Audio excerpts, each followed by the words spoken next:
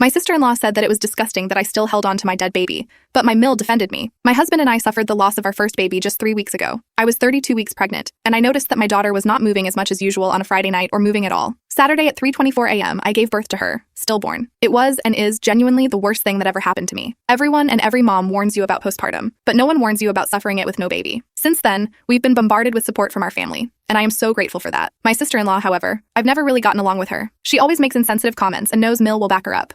Anyway, she came with my MIL to visit only a week after I gave birth. For context, my MIL says that my SIL is autistic, although she isn't diagnosed, and that she says things without thinking, which is a symptom of it. I'm not a big fan of her because I find her quite spoiled and a brat for a 21-year-old.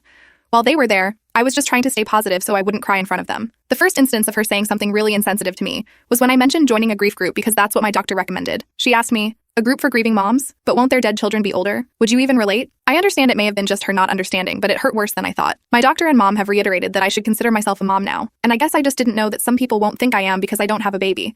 And I never did, apart from a few minutes. But still, that's not even what I'm offended about. What hurt me was my MIL asking me if I got the chance to hold my daughter. I said yes, and was grateful to the nurses for treating her like every other baby, wrapping her up, putting her a hat on, and giving her to me. My husband agreed, and told them that he held her and carried her down to where she was going when I was done.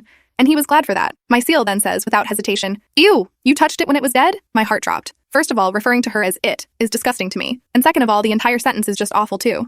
I genuinely didn't know what to say. My MIL scolded her and my husband told him it was time to go. I am sure he's at the edge, and another word from SIL might make him nuclear. She never apologized. Later on, my MIL called to apologize on behalf of CL. I told her honestly I didn't want or need an apology unless it came from her daughter, and even then, it was not likely I'd accept it. My MIL got pissy with me, and now they are both mad at me for alienating them because of her being autistic.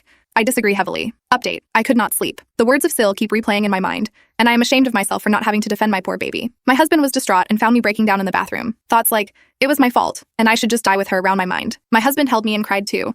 He brought me to bed and held me until I fell asleep. He was an angel. When I woke up, he was not beside me. I went to the kitchen and saw him preparing a nice breakfast for us. While eating breakfast, he suddenly held my hand and said, "I love you." It was the most heartfelt "I love you" I have ever heard, and I will never forget that moment. I was reassured by those words that this man would never leave my side while I was facing this. I looked at my phone and there were a bunch of texts from SIL and MIL. They are asking me to tell my husband to change his mind. I was confused. I asked him about it and he shrugged. He said that he had requested MIL and SIL to take a diagnosis of SIL's condition, and only by then, and if the result will come out as SIL having neurotic problems, will he let them in our lives again. He also said he was tired of the BS MIL throws whenever her favorite daughter is at fault. He also said that he would not help them financially anymore and that SIL could work if she wanted to. She's an adult who needs to fend for herself.